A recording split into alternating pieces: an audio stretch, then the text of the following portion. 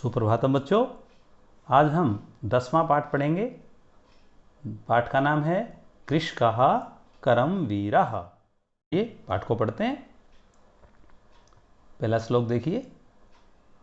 सूर्यस्तपतु मेघः वा वर्षन्तो विपुलं जलम कृषको नित्यं शीतकाले अपि कर्मठौ। तो यहाँ पर सबसे पहले आप यहाँ देखिए सूर्यस्तपतु। तो सूर्यस्तपतु जो है यहाँ पर हमारा क्या है, यहाँ पर हमारा संधि है। सूर्य जमा तपतु।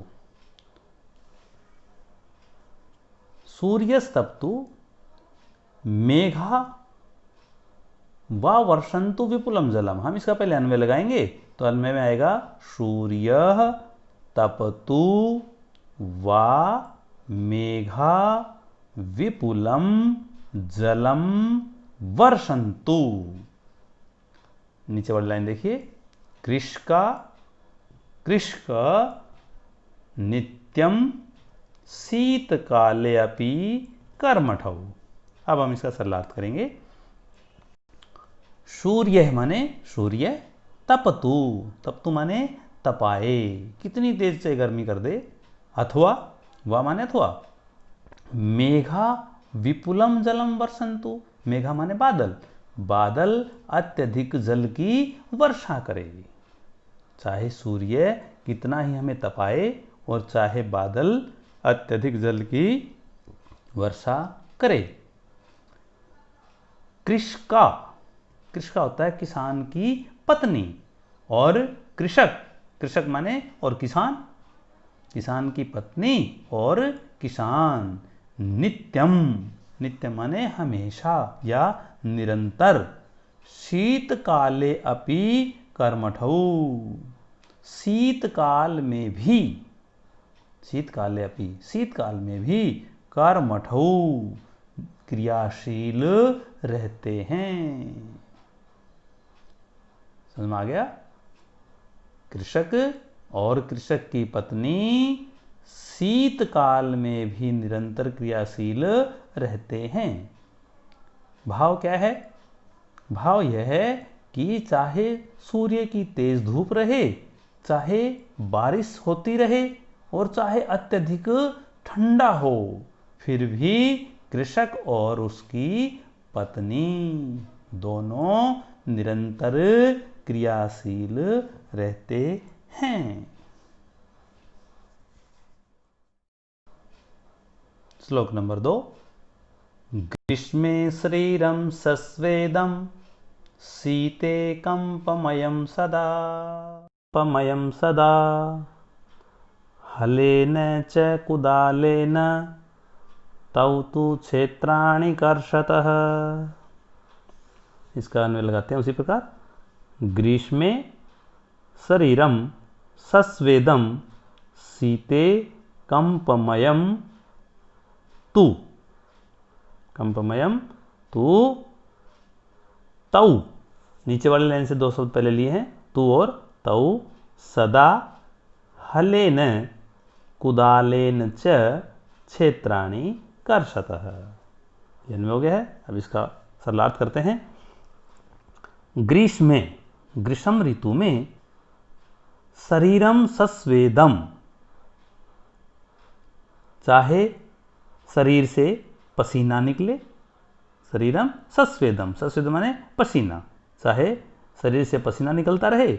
शीते कंपमयम सदा, और सर्दी में चाहे कांपते, कंपन होती है ना ठंड से जो कांपता है शरीर, तो सर्दी में चाहे कांपते रहें। तू तौ, वे दोनों तो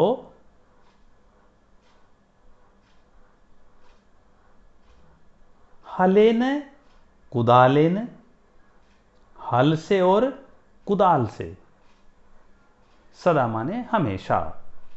वे दोनों तो हमेशा हल से और कुदाल से क्षेत्राणि कर्षतः, खेतों को जोतते रहते हैं। अर्थात किसान चाहे सर्दी हो चाहे गर्मी हो इसकी चिंता नहीं करते, वो तो अपने खेतों में काम करते रहते हैं। अगला चलिए तीसरा श्लोक। पादयोर्न पदत्राणे शरीराय वसनानिनो निर्धनं जीवनं कष्टं सुखम दूरे ही तिष्ठति। अन्वय लगाइए पादयो हो। अब देखिए यहां पर भी संधि है,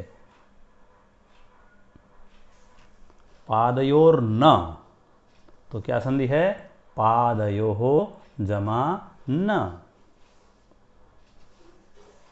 पदत्राणे शरीरे वसनानि न निर्धनम जीवनम कष्टम ही सुखम दूरे तिष्ठति। अब आइए सरलार्थ करते हैं। पादयो, पादयो माने पैरों में, पदत्राणे न जूते नहीं हैं, उनके पहनने के लिए उनके पैरों में जूते नहीं हैं, और शरीरे वसनानि न, और शरीर पर पहनने के लिए कपड़े भी नहीं हैं। निर्धनम जीवनम कष्टम, निर्धन माने वो निर्धन है, अर्थात धन का उनके पास अभाव है। जीवनम कष्टम, और उनका जो जीवन है वो बहुत दुखमय है। ही माने निश्चय ही, सुखम दूरे तिष्ठति, सुख तो उनसे दूर ही रहता है। अर्थात धन न होने के कारण उनके पास जूते भी नहीं है और वस्त्र भी नहीं है, और जीवन में सुख का तो कोई नाम ही नहीं होता। आगे चलिए अगला श्लोक। गृहं जीर्णं न वर्षासु वृष्टिं वारयितुं क्षमं तथापि कर्मवीरत्वं कृषकाणां न नश्यति। अन्वय कीजिए।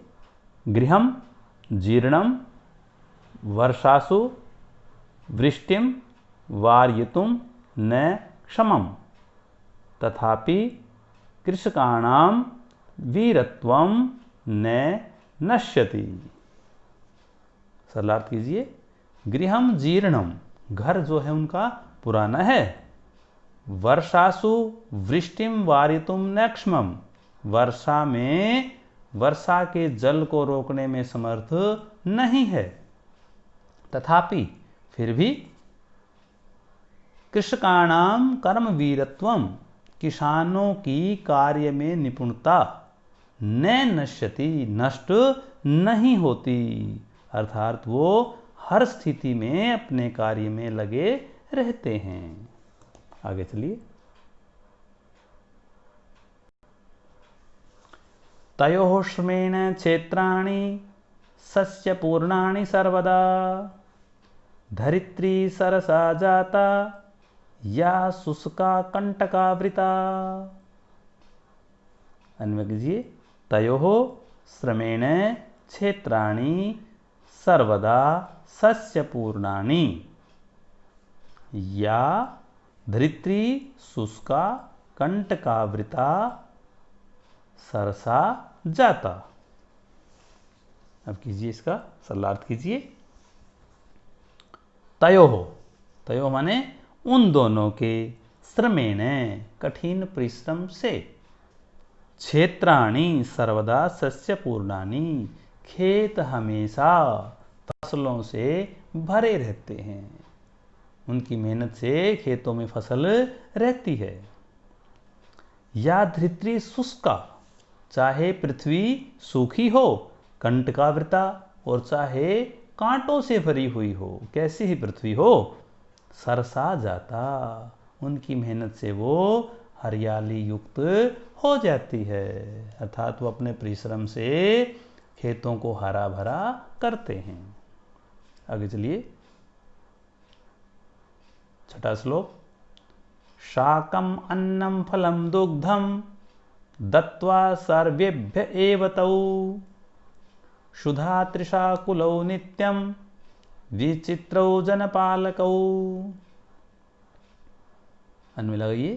क्षुधा तृषा कुलौ तौ सर्वेभ्य एव नित्यं शाकम् अन्नं फलं दुग्धं दत्वा विचित्रौ जनपालकौ। सरलार्थ कीजिए। क्षुधा, क्षुधा माने भूखे, तृषा और प्यासे। भूख प्यास से आकुलो माने बेचैन, भूख प्यास से बेचैन, तौ माने वे दोनों। सर्वेभ्य एव नित्यम, सबके लिए हमेशा। शाकम, साग सब्जी, अन्नम, अनाज, फलम, फल, दुग्धम और दूध, दत्वा, देकर, दत्वा माने देकर, विचित्रौ जनपालकौ, एक अद्भुत जनपालक हैं। अर्थात ये सारी चीजें सभी को दे देते हैं, ऐसे वे विचित्र जनपालक हैं।